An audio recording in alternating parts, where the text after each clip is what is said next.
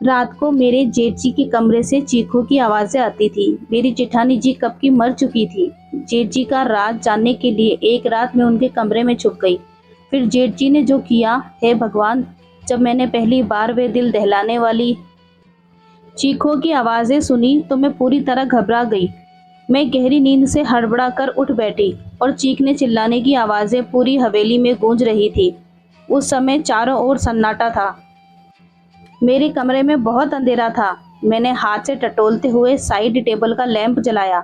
मैंने घड़ी की तरफ देखा तो रात के 1 बज रहे थे और चीख पुकार की आवाजें गूंज रही थी। मैं हैरान थी कि मेरी बगल में लेटे मेरे पति पंकज अभी भी गहरी नींद में सोए हुए थे।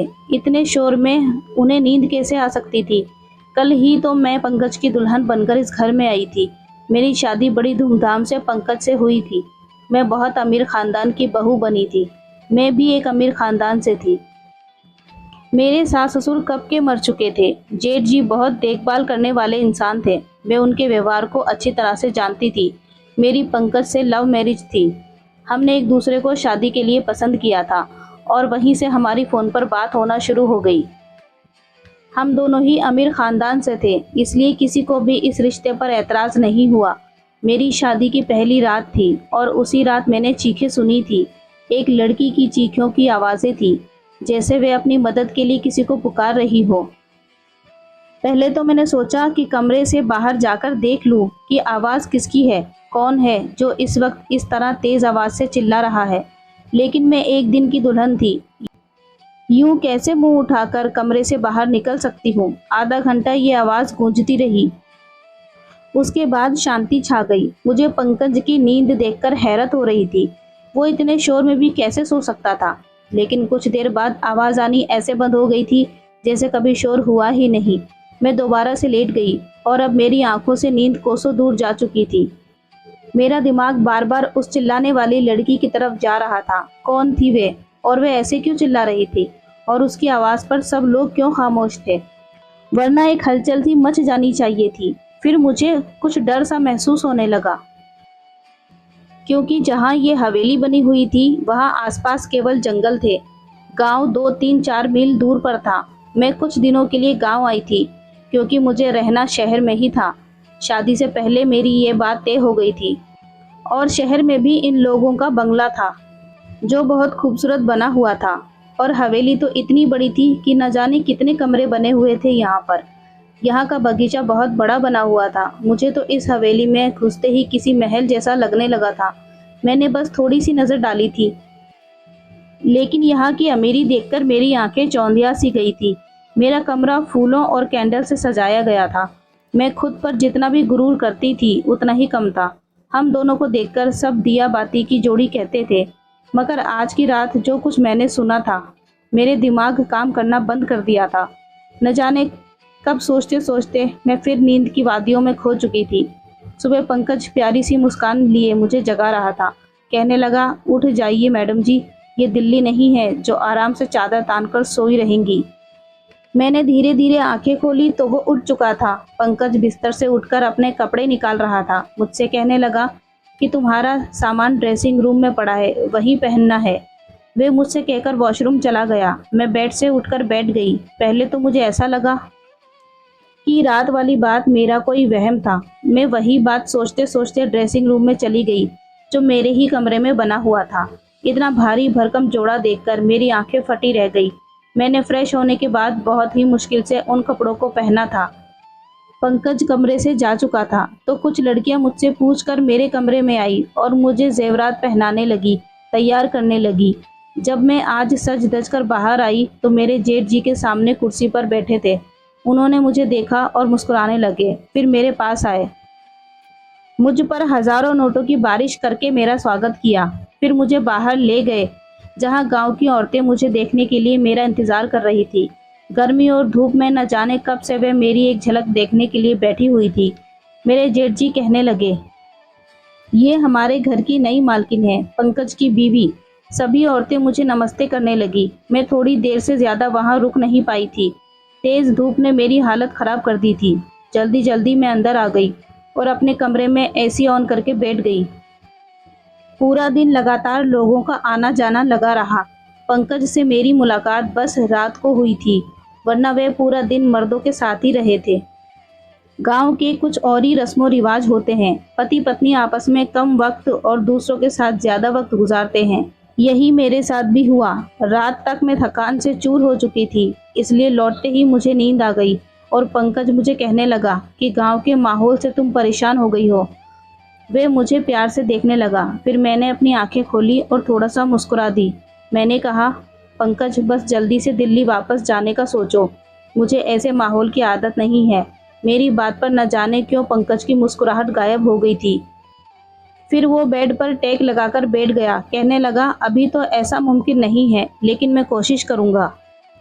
मैं नींद में होते हुए भी पूरी आंखें खोलकर उसे घूरने लगी।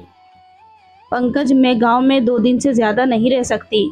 ये तुम अच्छी तरह जानते हो। मुझे घुटन होती है यहाँ के पहनावे से, रहन सहन से। अजीब घुटन सा माहौल है यहाँ का। मैं नहीं रह सकती यहाँ पर। मेरी बात सुनकर वो किसी गहरी सोच में चला गया। उसने सिगरेट निकाली और लाइटर से जलाकर पीने लगा। मैं नींद में चूर थी, इसलिए सो गई। रात को फिर से मेरी आंखें शोर से खुली। वही एक लड़की की चीख पुकार, अपने बचाव के लिए मदद मांगती हुई। मैं तुरंत उठकर बैठ गई और पंकज को भी जगा दिया।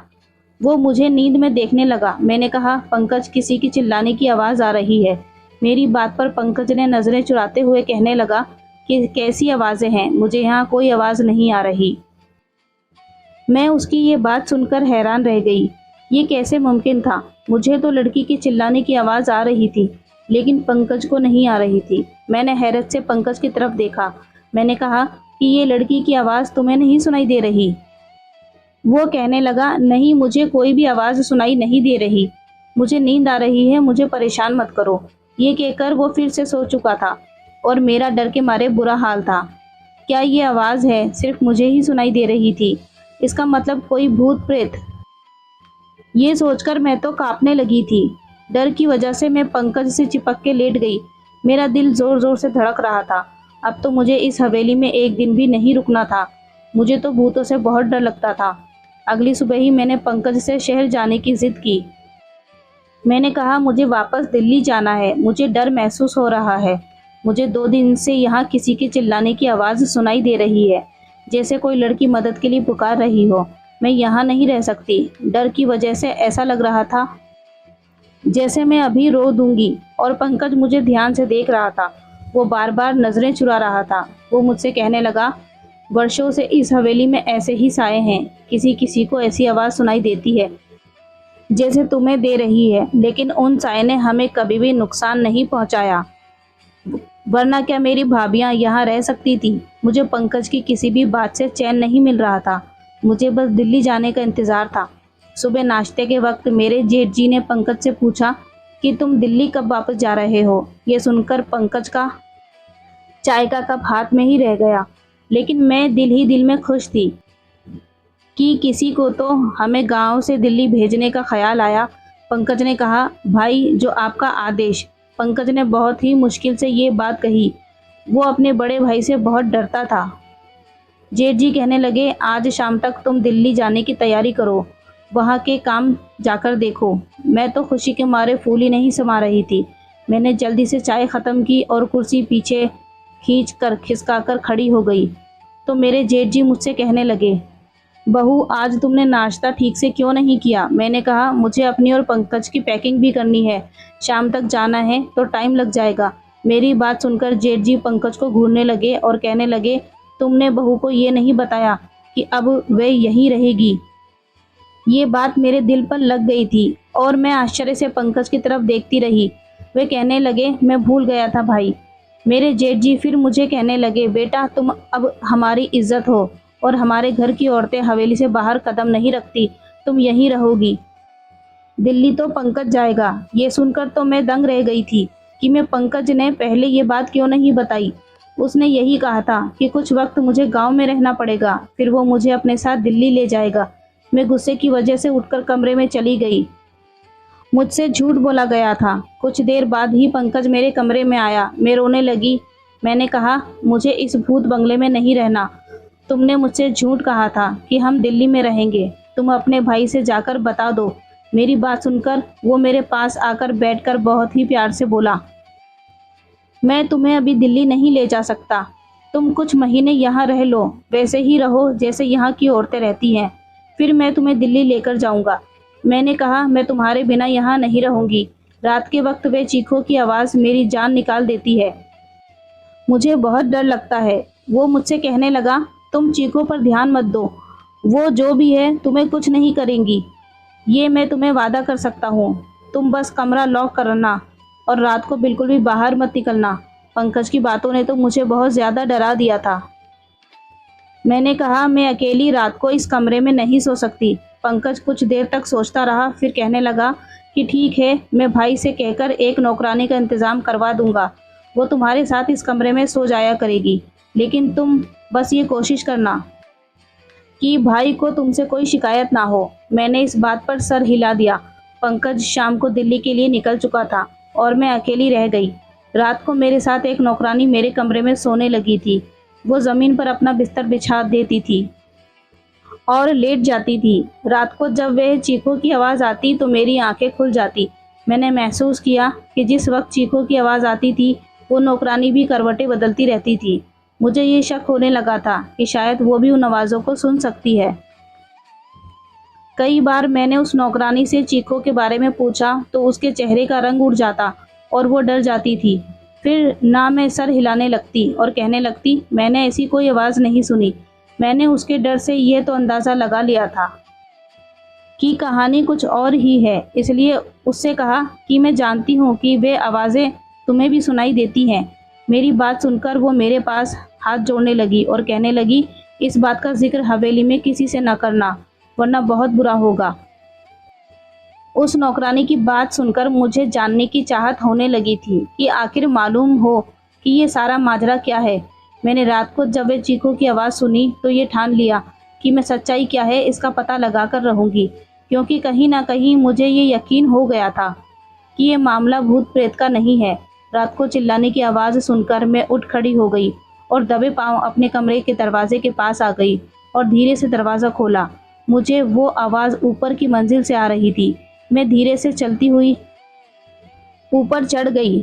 वे आवाज़ें मुझे और भी नज़दीक से सुनाई देने लगी थी। जब मैं उन आवाज़ों का पीछा करते हुए आगे बढ़ी तो सामने कमरे को देखकर मेरे होश उड़ गए। वे तो मेरे जेठ जी का कमरा था, जहाँ से लड़की की चीखों की आवाज़ें आ रही थी। मेरे चेहरे का रंग उड़ चुका था। मैं वापस नीचे आ गई और अपने कमरे में आकर अपनी बढ़ती दिल की धड़कनों पर काबू पाने लगी। राजीव यानी कि मेरे जेठ जी के कमरे से आ रही आवाज़ें सुनकर मैं ये सोच में पड़ गई कि वे ऐसे भी हो सकते हैं। उनकी बीवी भी जिंदा नहीं थी, ना ही उन्होंने दूसरी शादी की थी। दुनिया के सामने वो इतने बड़े थे, फिर वे आवाज़ें। मैं खुद से बात करने लगी। मेरे दिल में उनकी बहुत इज्जत थी। मैं उनके बारे में इस तरह से नहीं सोचना चाहती थी। मेरी आंखों से आंसू बहने लगे। मैं अपने बेड पर बैठकर रोने लगी। मेरे जेठ और औरतों के साथ नहीं, ऐसा कैसे हो सकता है? गांव वाले तो उनकी बहुत इज्जत करते हैं। फिर ये सब क्या था? ये उनका कौन सा रूप था जो आज मैंने अपनी आंखों से देखा था? मैं पूरी रात जागते हुए काटी थी, क्योंकि मैं उनके बारे में ऐसा सोच भी नहीं सकती थी।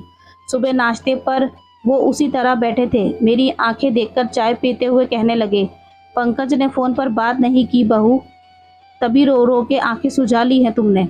उनकी बात पर मैंने कोई जवाब नहीं दिया। मैं खुद ही मुस्कुराने लगी। फिर बोले कि पंकज वहाँ बहुत बिजी है, शायद इसलिए फ़ोन नहीं कर पाया। मैंने उनकी बात का कोई जवाब नहीं दिया। आज तो उनकी शक्ल देखने को भी दिल नहीं कर रहा था। कैसा दोगला इंसान था। दिन में नेक और रहम दिल बना रहता था और रात में ये सोचकर ही मेरा शरीर कांपने लगा था। मैं सोच चुकी थी कि अब इसका पर्दाफाश करके ही रहूँगी, लेकिन मैं नहीं जानती थी कि मैं अपने लिए कितनी बड़ी मुसीबत खड़ी करने जा रही हूँ। जब मैंने दोबारा वही आवाज़ सुनी तो मैं फिर उसी कमरे के बाहर चली गई। कमरे के हॉल में देखने लगी तो एक 15 साल की लड़की थी।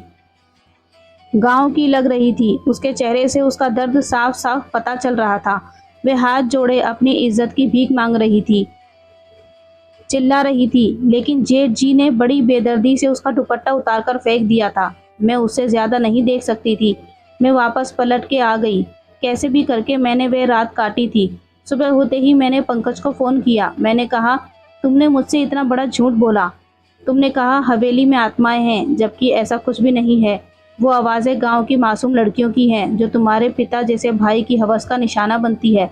मेरे मुंह में जो आ रहा था मैं सब पंकज से कह रही थी। मेरी बात सुनकर वो गुस्से में आ गया और कहने लगा कि अपनी ज़ुबान को बंद रखना, जैसे हवेली के सभी लोग रखते हैं, वरना तुम्हें राजीव की ताकत का अंदाज़ा नहीं है। जान से मार डालेंगे वे तुम्हें। मैं पंकज की बात सुनकर जितना हैरान हुई उतना कम था। मतलब वे अपने भाई के बारे में ये सब कुछ पहले से ही जानता था और वे भी मिला हुआ था इन सब में। मैंने फ़ोन बंद कर दिया। बुराई होता देख मैं चुप कैसे रह सकती थी।